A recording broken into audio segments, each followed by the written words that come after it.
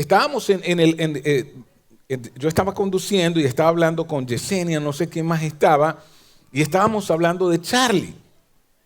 Y estábamos hablando de su producción con New Spring, que es la iglesia donde él está. Hicieron un disco en español espectacular, y yo quiero que ustedes sepan, es una iglesia de americanos blancos.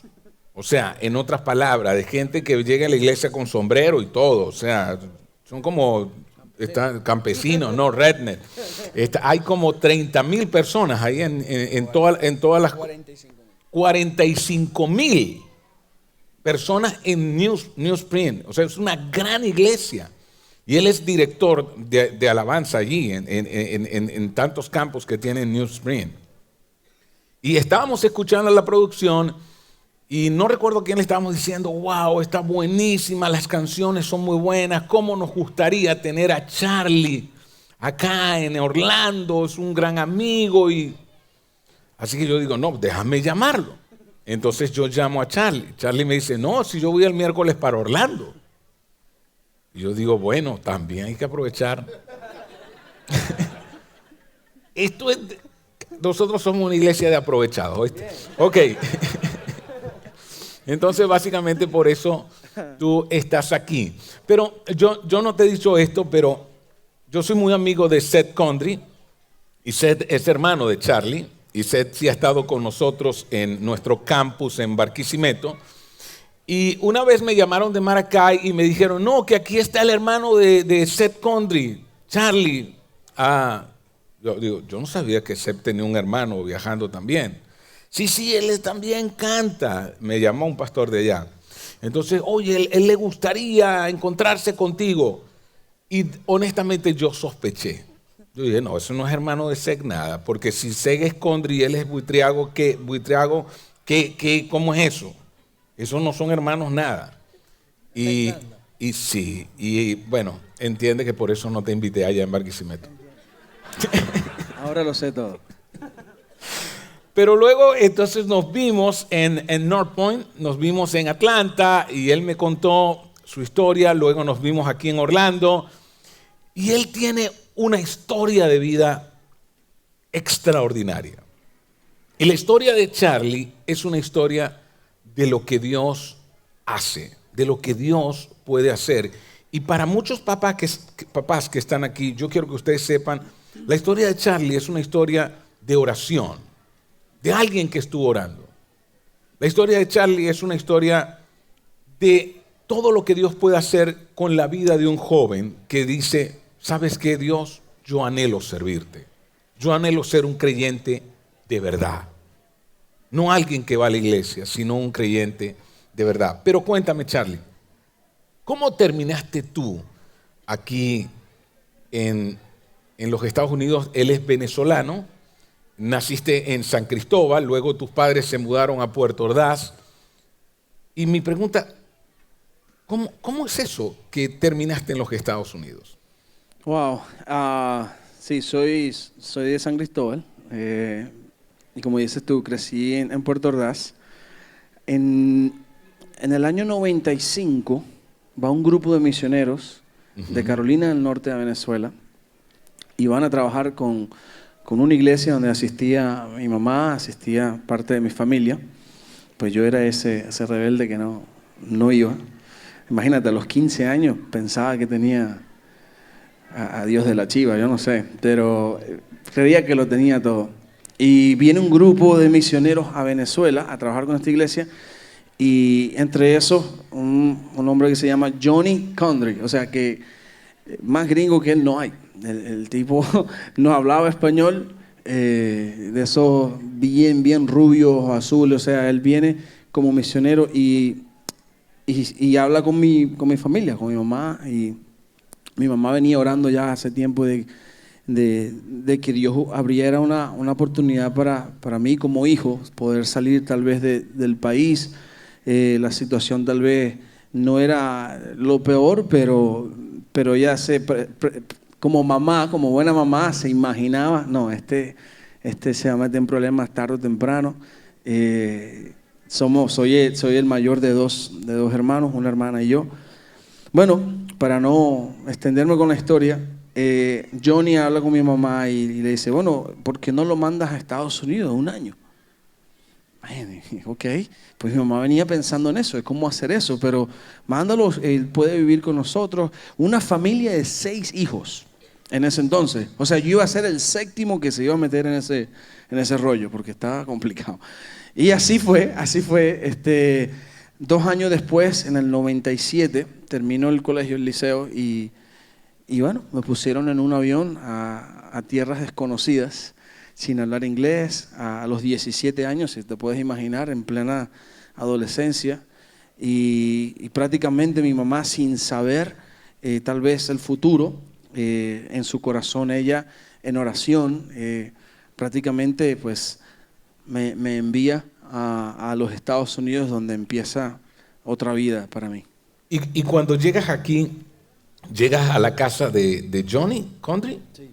Sí, bueno, antes de eso, ellos vivían en una ciudad muy pequeña, en un pueblito, o sea, pueblo donde no hay luz, o sea, de verdad, yo pensaba, mano, aquí se va la luz a cada rato, igual que donde vengo yo, y me miraba para afuera, ¿no? Que bueno, pero nada. te sentías en Me sentía en casa, sí, me sentía en casa. Okay. Cada vez que llegaba la noche no había luz afuera, yo no sé si es que no pagaban los bills, no sé, pero siempre era oscuro, y era un pueblo muy pequeño. Y ellos vivían en este pueblo y como no sabía inglés, yo nunca sabía qué pasaba. Entonces, ellos se mudan de ahí, de ese pueblo, a otra ciudad, y yo quedo con una familia mientras la transición de irme a mudarme a donde ellos. O sea que literalmente no sabía dónde estaba, no sabía qué estaba haciendo, y fue muy difícil, porque imagínate, sin familia, sin arepa en la mañana, en Venezuela comemos arepa. Sí. Sin lo que yo tenía de costumbre, y llegó a un país donde tal vez muchos de ustedes, la mayoría tal vez hayan pasado por eso, pero en este caso no había nadie ni poder hablar, ni en el internet, porque en el 97 que cuento internet habría, o sea, muy complicado. ¿Alguna vez tú pensaste que tu mamá te había abandonado? ¿Te sentiste como, wow, ¿cómo se le ocurre a mi mamá hacerme esto? Sí, ¿sabes qué, José? Lo más interesante de todo es que hasta recién vamos a cumplir 7 años de casado con mi esposa. Hasta recién yo pude volver a Venezuela. He ido ya varias veces, pero volví una vez. Y cuando volví, fui al barrio de donde vengo. Se llama La Churuata. Son 10 edificios. O sea, un barrio complicado en Puerto Ordaz. Ahí no se metía cualquiera, y una de las razones por la cual mi mamá quería que yo saliera de ahí era porque iba a terminar como los panas míos, o sea, o preso o muerto o metido en drogas. Entonces, y ya estaba como encaminado hacia esa vía. ¿Qué pasa? Que a raíz de eso yo vuelvo a mi barrio, vuelvo allá, y empecé a darme cuenta que yo tenía como cierta, no sé, o sea, como que le tenía cierta cuestión a mis padres, porque yo cuestionaba, ¿cómo que tú me vas a abandonar a mí a los 17 años? O sea, cuando yo más necesitaba de mis papás, tú me montas en un avión y me mandas afuera de mi país, donde lo tenía todo, o sea, en mis ojos yo lo tenía todo. Y me di cuenta que yo tenía que perdonar y aceptar de que era para mi bien. Hoy día, obviamente, con una esposa e hijo, me doy cuenta de que Dios tenía un plan más allá de lo que yo me imaginaba. Entonces sí, hubo años de que yo reclamaba. Cuando pasaba por cosas aquí en los Estados Unidos, que tal vez muchos pasamos, yo decía, mamá, ¿cómo te atreves? O sea, cuando más te necesito no estás. Y ellos me decían, bueno, regrésate. Y yo, no, pues ya qué. Si vos que se regresas nunca, dije yo. Y yo dije, vengo a pasar 1 año y ya iban 10 años. Bueno, ahorita van 20 y todavía estoy aquí.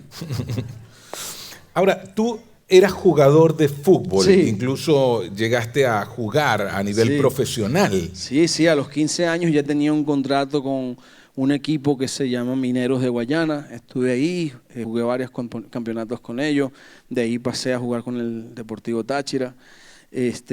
O sea, yo tenía mi plan hecho, yo tenía ya, Arango, quítate que vengo yo, tuve la oportunidad de jugadores como ellos. Y sí, o sea, cuando llego acá, en ese pueblo, que fútbol, que nada. sea, ni luz había, que menos una pelota de fútbol. Era complicadísimo. Imagínate. Claro. Ahora, ¿cómo es eso que alguien que está en el mundo del fútbol termina en el área de la música y siendo un artista Es y una estar en locura. este medio? Sí, es una locura. Porque en mi familia en realidad no hay músicos. Había un tío que era fanático de los Beatles y se aprendía todas las canciones de los Beatles. Y yo decía, mano, este tío es como medio extraño, pero me encantaba eso. El tipo, tú sabes, con su melena, con su cuestión. Y me encantaba eso de él y me relacionaba mucho con él, pero a la misma vez lo mío era el deporte, fútbol, fútbol, fútbol. Y él siempre tenía una guitarra en la casa y dirigía también en la iglesia. Entonces yo dije, mano, este tipo interesante y me encantaba mi tío. Entonces de la guitarra que dejaba en la casa, de vez en cuando yo la agarraba. Y como era muy grande, entonces me dediqué al 4. Y bueno, en el 4 empecé, y natural, o sea, nadie se sentó a decirme, ok, nada de eso. O sea, yo agarré y empecé a aprender solo. O sea, honestamente, pues un don que Dios puso en mí, pero de pasar de atleta a músico es muy extraño, es bien extraño. Porque o son músicos extraños o son atletas y son atletas. Entonces, entre esos dos, cuando llego a este país fue una de las cosas que más me llamó la atención, de que aquí tú puedes hacer las dos cosas, tú puedes jugar un deporte como también puedes ser músico, y me llamó mucho la atención eso. Y nada, seguí, era el único jugador cuando llegué aquí, pues que viajaba o hacía algo con la guitarra al lado, me gustaba mucho. Porque aquí también jugaste fútbol. Sí, porque esta familia, pues imagínate, viviendo con ellos, 6 hijos, llego a la casa y me dice el papá, ok, esa es tu cama. Y yo, mano, pero ahí hay alguien. Y me dice, pues imagínate, sin poderse comunicar, ¿no? Yes. Entonces él me dice, your bed. Y yo, pero ahí hay alguien, ahí hay un tipo, mano. Y era el hijo mayor de él. Y dice, ok, no te preocupes. Y él se levanta y lo mueve por un lado. Y dice, esa es tu cama. Y yo, mano, pero yo no he dormido con ningún tipo antes. Me tocó meterme a la cama, no te miento.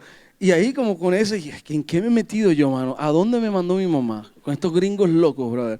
Ahí en esa cama, al otro día amanece y el chamo se despierta y dice, good morning, bro. Y yo, ¿para qué? Dice, ok, echa para allá.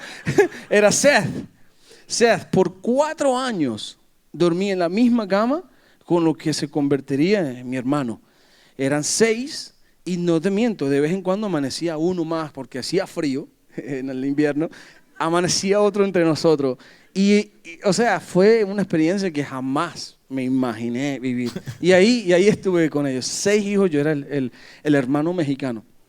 Porque aquí si tú hablas español, somos de Ciudad de México. Y me gusta, lo adopto. En serio. Es más, a donde voy yo digo eso. Pues tú no eres venezolano. Y sí, pero me puedes decir que soy de México. No hay problema, no hay problema. Muy bueno, ¿verdad? Nos unimos acá. Claro. Ahora,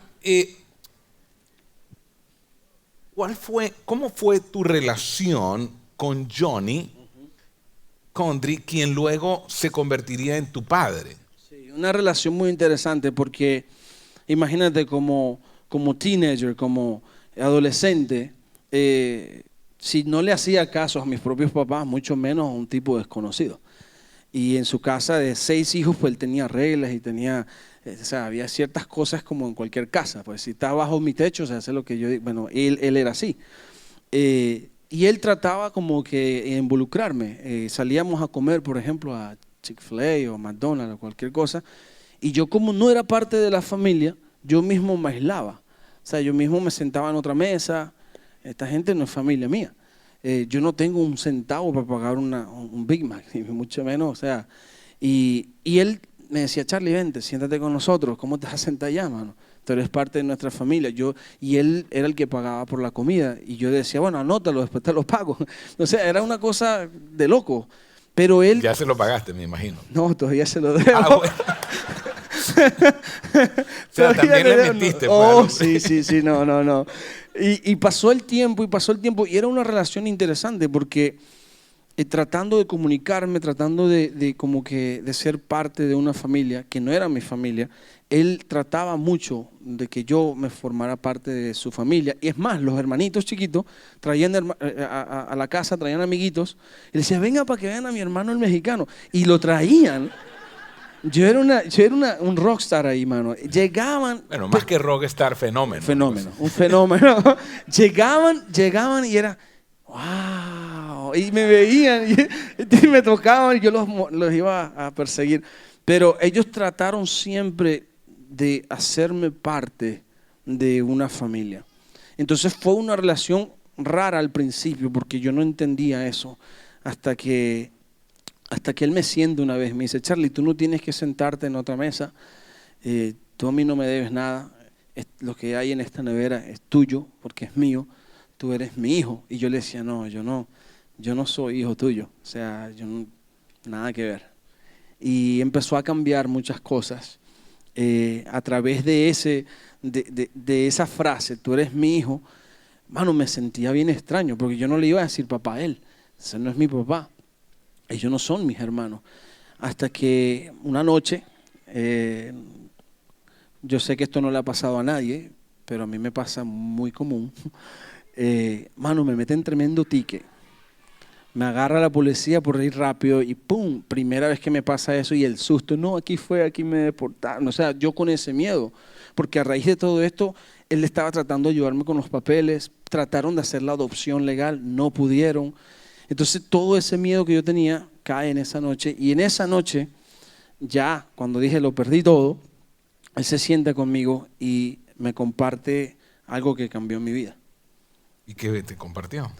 Él empezó a compartir de lo que había hecho Dios a través de Jesucristo. Porque yo le decía a él, ¿por qué tú permites que yo, un extranjero, un extraño, viva con ustedes? O sea, ¿a quién se le ocurre? Y si yo era, no sé, un asesino en serie, no sé. Y él decía, no, yo lo hice confiando porque a través de esto, él empezó a demostrar del amor de Dios hacia mí. Y por más que yo lo peleaba, él esa noche me dice, así como yo escogí adoptarte como uno de mis hijos, Dios hizo lo mismo a través de su Hijo Jesucristo. Si tú te sentías que no eras parte de esa familia, tú tienes que saber que tú eres parte de nuestra familia. O sea, algo que jamás había escuchado, jamás había entendido, mano, o sea, interesante. Y esa noche me acuesto pensando en eso. Yo dije, wow, o sea, esto es lo de Dios y de Jesucristo como que sí es de verdad, como que sí existe, porque si este tipo que no me conoce me ama de tal manera, él empieza a compartirme que así mismo nos amó Dios a nosotros. Y ahí cambia todo.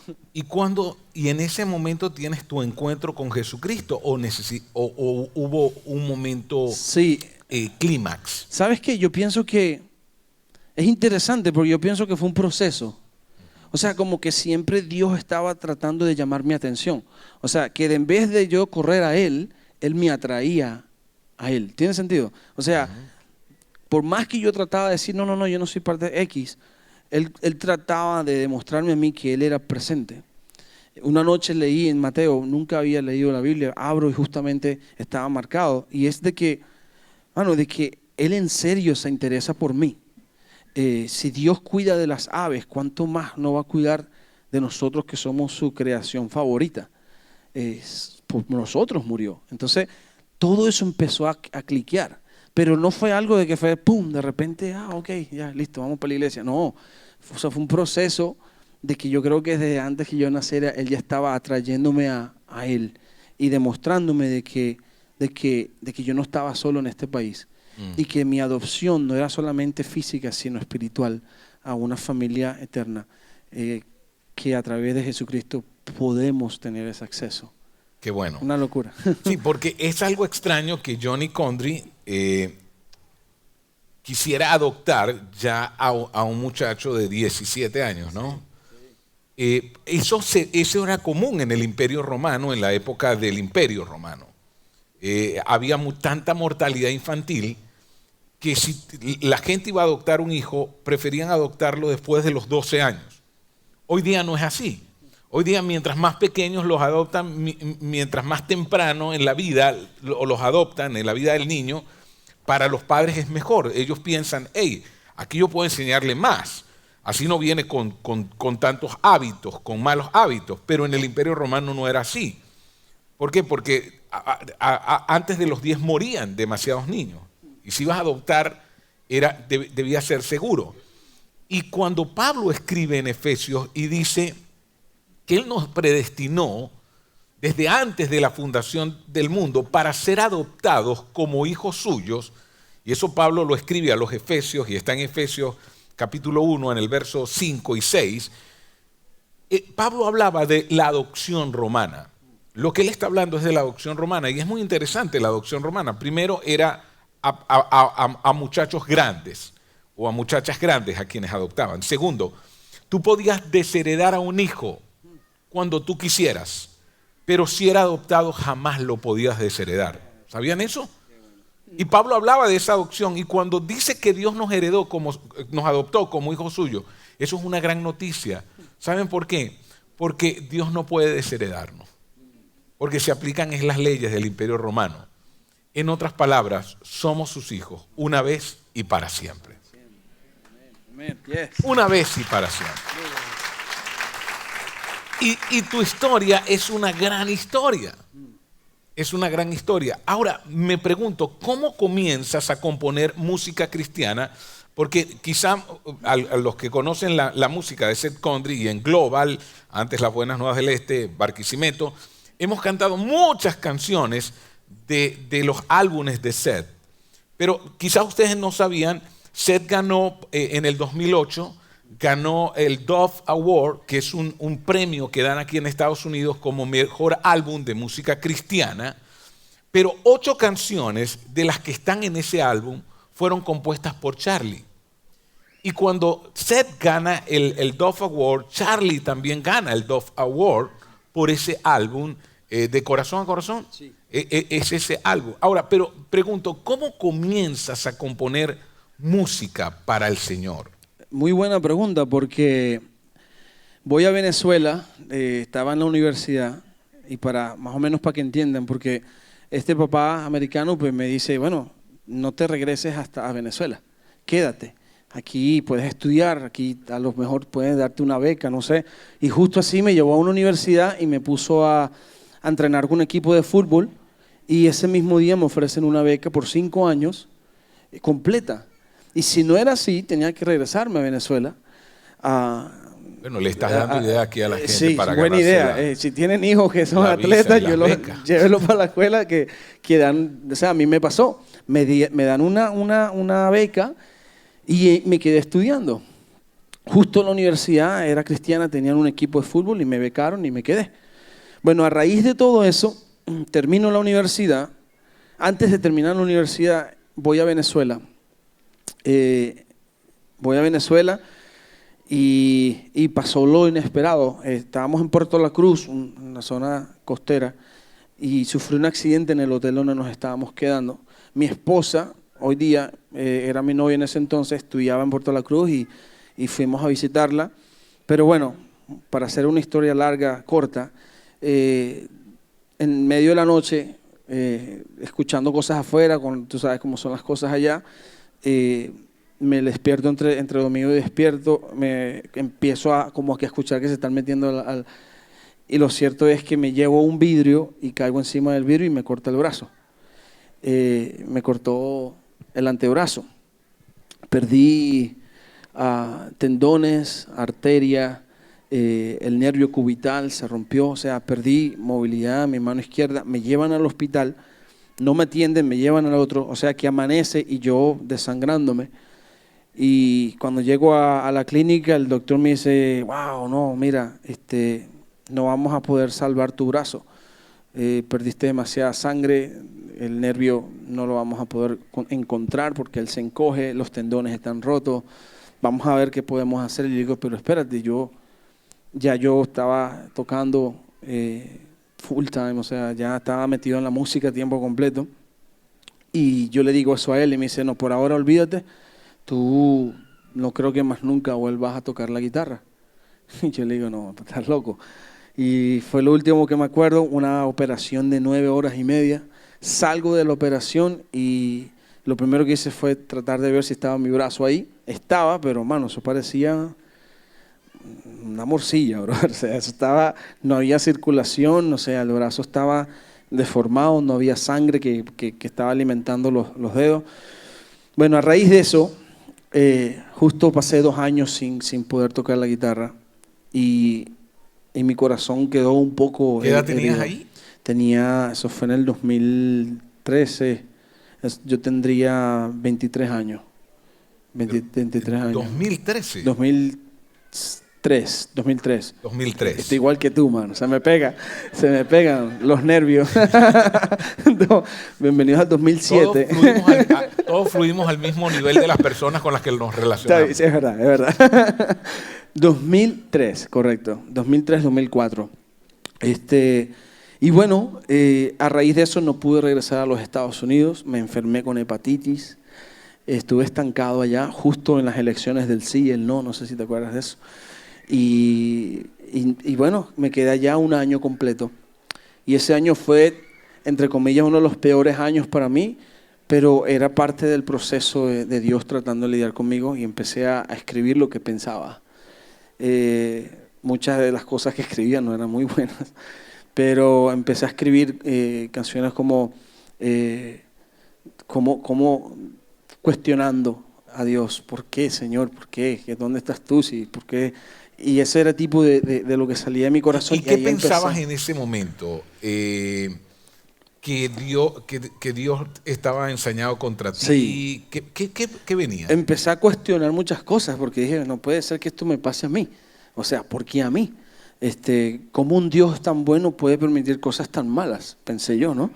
Y a través de eso empecé como que a endurecer mi corazón, dejando las cosas de Dios a un lado. O sea, le eché la culpa a Dios prácticamente. Y nada, lo que no sabía yo era que era parte de un proceso. Y ahí empieza el momento que empiezo a escribir canciones. Empecé a escribir y de esas canciones, cuando una vez se da la oportunidad de volver a los Estados Unidos, mi hermano, o sea, me dice, mano, ¿tú tienes algunas canciones por ahí? Porque yo, bueno, sí, pero no sé si vayan a servir para algo. No, que hay un tipo por ahí que se llama Marcos Witt y quiere reunirse conmigo porque quiere que yo cante un par de canciones y yo se las di. Bueno, dale, llévatelas. Y mano, terminó siendo las 8 canciones que estuvieron en el disco, ganaron un Dove, estuvieron también involucradas con el Grammy, o sea, cosas que jamás yo había pensado de lo que se podía hacer escribiendo. Y ahí empecé a darme cuenta que era un proceso de Dios en mi vida. Y de ahí sale una canción que se llama Como Nadie Amé. Y Como Nadie Amé fue el clamor de mi corazón en ese momento. Y ahí no sé si... Claro, canta Como a Nadie Amé para saber cómo es Como a Nadie Amé. Ok. Está bien. Se llama Como a Nadie Amé y sale de ese proceso.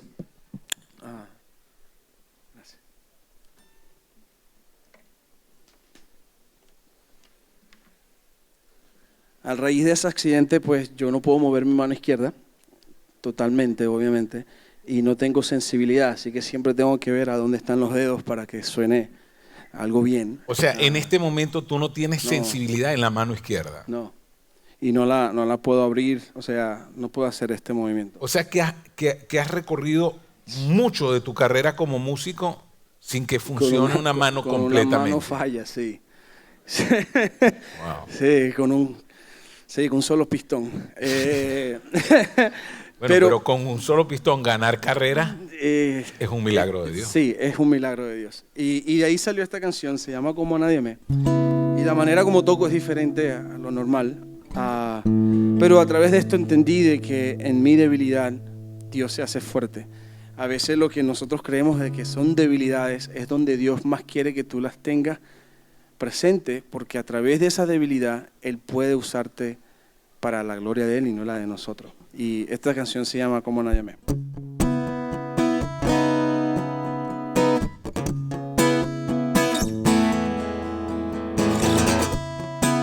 Aunque mis ojos no te puedan ver, mis manos no te puedan tocar y mi piel no te pueda sentir, mis labios no te puedan besar, acariciar tu rostro y mirarme en tus ojos y caminar en calles de oro.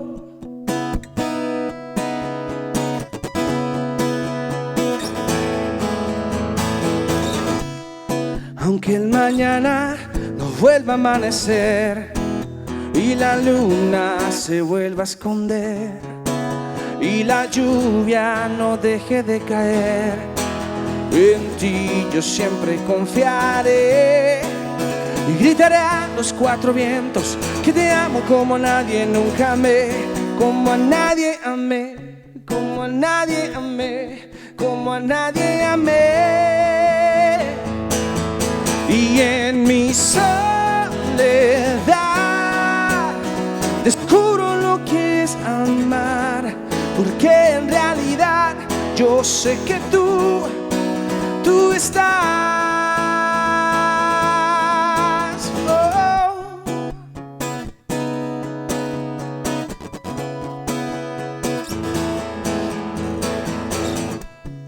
Aunque yo sea hombre de poca fe y sienta que voy a desvanecer y mi alma esté cansada de correr, me pregunto en dónde quedó mi fe y gritaré a los cuatro vientos que te amo como a nadie nunca amé, como a nadie amé, como a nadie amé, como a nadie amé. Y en mi soledad descubro lo que es amar, porque en realidad yo sé que tú estás. Sí, en mi soledad descubro lo que es amar, porque en realidad yo sé que tú estás, Señor. Sabes que mientras tú cantabas esa canción, y por supuesto habiéndonos contado lo que pasó con tu brazo y cómo estuviste a punto de perderlo y ahora vivir, ¿no? Sin sensibilidad, recordaba las palabras de Rick Warren cuando él dice que nuestros dolores no son en vanos, son reciclables. Dios siempre va a usar el dolor de una persona para bendecir a otras. Y Dios ha usado tu dolor para traer tantas canciones y para bendecir a la iglesia de Jesucristo. Y quería preguntarte, en esta temporada de tu vida, porque por temporadas uno tiene una canción, ¿habrá alguna canción en esta temporada de tu vida que sea como el lema de este periodo de tu vida? Sí, yo diría, y ni siquiera es mía, hay una canción que yo sé que tal vez ustedes conozcan, se llama Gracias Sublime. Y yo creo que explica la historia, porque cada uno tenemos una historia. O sea, yo te estoy compartiendo a ti mi historia y tú tienes tu propia historia. Y yo creo que nuestra historia empieza a agarrar forma cuando dejamos que Dios sea el que escriba nuestra historia. Es más, ahorita en nuestra iglesia estamos haciendo un disco nuevo y viene esa idea de que dejar de que sea Dios el que escriba nuestra historia. Porque a veces creemos de que empezamos de cero y en realidad no. Él ya tiene una historia, Él ya la empezó. Entonces, dejar de que Dios sea el que escriba tu historia es emocionante. Porque si tú supieras el final de la historia, entonces como que te aburres con tu propia historia. Pero Dios tiene un final impresionante para ti y para mí. Y esta canción de Gracias Sublime me viene a mí siempre a la mente, porque a través de su gracia nosotros tenemos una historia. Y la historia es de que a través de Jesucristo somos bienvenidos a una familia eterna. Es por eso que podemos relacionarnos tú y yo como hermanos, porque a través de nuestro Padre Celestial tenemos ese tipo de identidad. Y es una identidad de hijo, de hija, y no de el que está allá, como cuando me sentaba allá en la mesa solo. No, es ser parte. Y esa canción de Gracias Sublime el coro es el que me ha, no sé, ministrado tal vez, me ha hablado, me ha tocado, porque es su gracia, la única que nos permite ser hijos de Dios. Y no sé si quieres que la cante. Claro. Ok. Y si se la sabe, cántela conmigo. Yo creo que no hay nada más hermoso que unir las voces en una sola voz y adorar al Señor. Gracias sublime es, perfecto es tu amor, perfecto es tu amor. Tomaste mi lugar, tomaste mi lugar, cargaste mi cruz, cargaste tú mi cruz. Tu vida diste allí y ahora libre soy.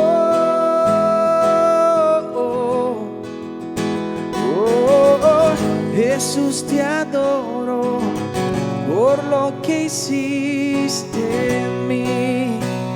Gracias sublime, gracias sublime. Perfecto es tu amor. Tomaste mi lugar, Señor Jesús. Cargaste tú mi cruz.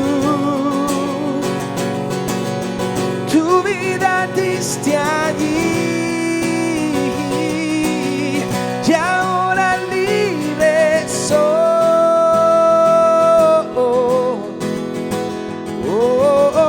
Jesús, te adoro por lo que hiciste en mí. Canta conmigo, digno. Digno es el Cordero de Dios. Digno es el Rey que a la muerte venció. Cántalo fuerte. Digno es el Cordero de Dios. Digno es el Rey que a la muerte venció. Digno es el Cordero de Dios. Digno es el Rey que a la muerte venció. Digno es el Cordero de Dios. Digno es. Gracias sublime es. Perfecto es tu amor.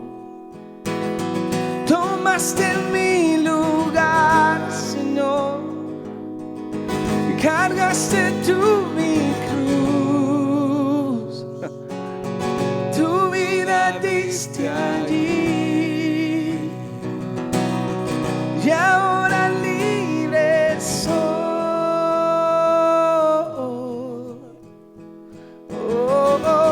Jesús, te adoro por lo que hiciste en mí. Qué bueno. Pienso en lo que una historia de adopción, una historia de dolor nos enseña, pero también veía la otra parte, y es la parte de ese hombre que está dispuesto a ser tu papá aquí, Johnny. La pregunta es, ¿qué le motivó a él traerte a su casa? O, a la larga, ¿qué pudo haber ganado con todo esto? Yo diría que nada, más bien perdió, acuérdate, todavía le debo la... Los almuerzos. Sí, no.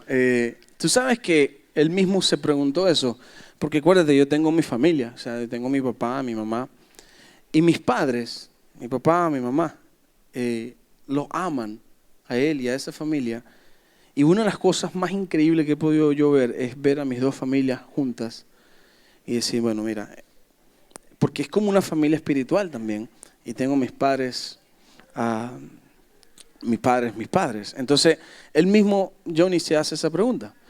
Y la última vez que, bueno, fue la primera vez que volví a Venezuela, no se sabía si yo iba a regresar a los Estados Unidos.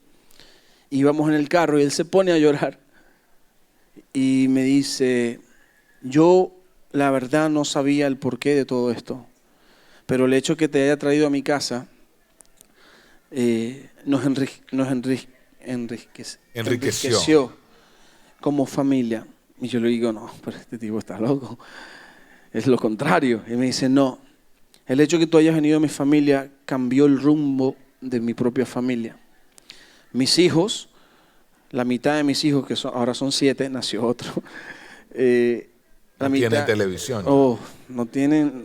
¿Le ha afectado lo de la luz? Sí, la luz. Te lo dije.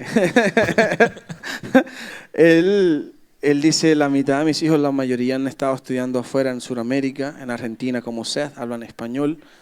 Y sea, te lo digo muy, hasta me da pena decirlo, pero es como que les abrió a ellos tal vez los ojos a otro mundo también.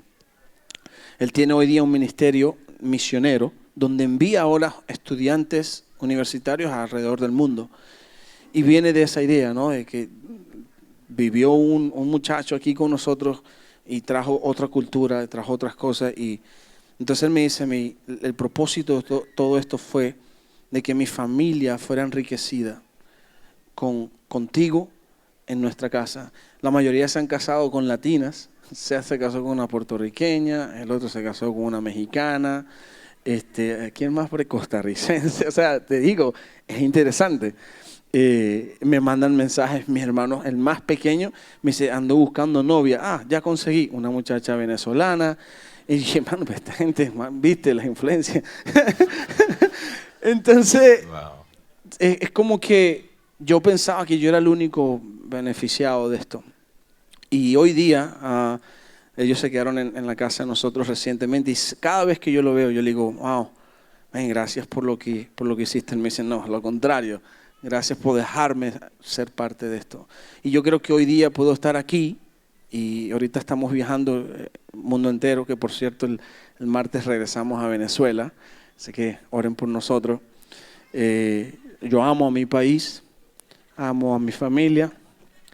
Y estoy convencido que Dios me trajo para acá para poder volver y llevar este mensaje de esperanza en Cristo. Amén. Qué bueno, qué bueno.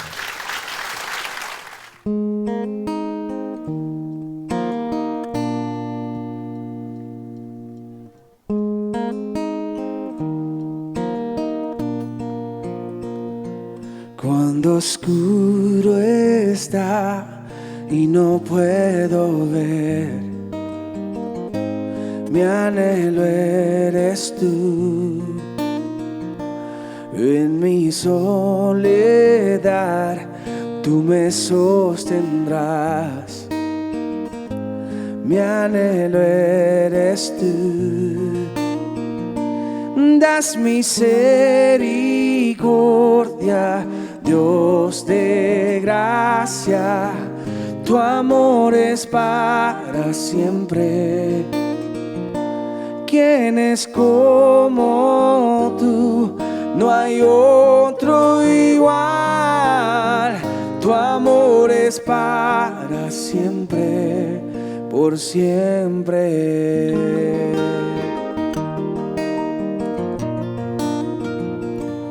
Hoy mis ojos ven y puedo creer, mi anhelo eres tú. Aún en victoria mi alma cantará, mi anhelo eres tú. Das misericordia, Dios de gracia, gracia, tu amor es para siempre. ¿Quién es como tú? No hay otro igual. Tu amor es para siempre. Mi escudo, mi roca, tú siempre me rescatas. Cuán grande es mi Dios. Mi escudo, mi roca, tú siempre me rescatas. Cuán grande es mi Dios. Das misericordia, Dios de gracia, tu amor es para siempre.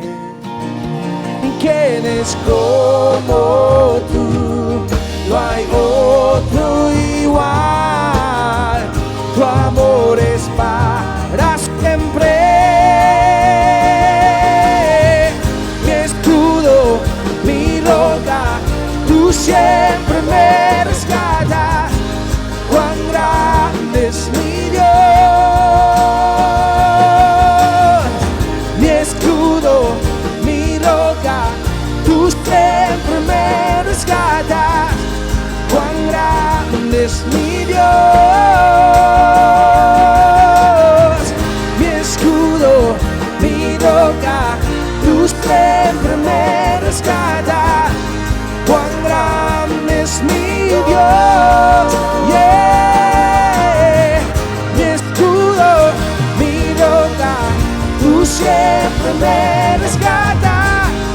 Cuán grande es mi Dios. Cuán grande es mi Dios. Cuán grande es mi Dios. Mi corazón entona la canción. Cuán grande es Él. Cuán grande es Él. ¿Sabes? Cántala conmigo. Mi corazón. Mi corazón entona la canción. Cuán grande es Él. Cuán grande es Él.